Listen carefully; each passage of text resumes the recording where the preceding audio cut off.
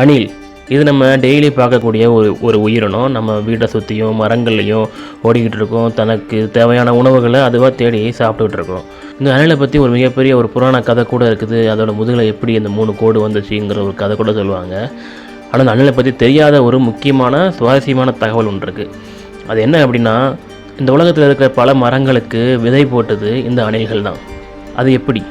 பொதுவாக எந்த ஒரு உயிரினமாக இருந்தாலும் வெயில் காலங்களில் ரொம்ப வேகமாக வேலை செய்யும். அதுவும் குறிப்பாக சின்ன சின்ன உயிரினங்கள் வெயில் காலத்தில் ரொம்ப அதிகமாக வேலை பார்க்கும். ஏன் அப்படின்னா, குளிர்காலத்துலேயும் மழை காலத்துலேயும் அதால் வெளியே ஈஸியாக வர முடியாது.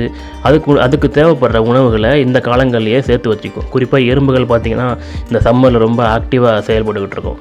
அதே போல் தான் அணிலும் தனக்கு தேவையான உணவுகளை அது தேடி பிடிக்கும்போது ஒரு சில உணவுகளை இது நம்மளோட குளிர்காலத்துக்கு தேவைப்படும். அதை எடுத்து சில இடங்களில் புதைச்சி வைக்கும். அப்படி புதைச்சி வச்ச அந்த உணவுகளை அது எங்கே வச்சோங்கிறதையே மறந்து போய் அது மற்ற உணவுகளை தேடி அதை உண்ண ஆரம்பிச்சிடும். இப்படி பல வகையான பழங்கள், விதைகள், சில நட்ஸ்லாம் சாப்பிடும். அது எல்லாத்தையுமே புதைச்சி வச்சு மறந்து போயிடுற அணில் காலப்போக்கில் அதுலேருந்து தான் பல மரங்கள் உருவாகியிருக்குன்னு சொல்கிறாங்க. அணிலுக்கு நம்ம இந்த இடத்துல தான் புதைச்சி வச்சோம், குளிர்காலத்துக்கு போய் தேடணுங்கிற அந்த மெமரி பவர் இல்லாத காரணமாக இன்றைக்கி உலகத்தில் பல லட்சம் மரங்களை அணில்கள் தனக்கு தெரியாமலேயே விதைச்சிருக்கு.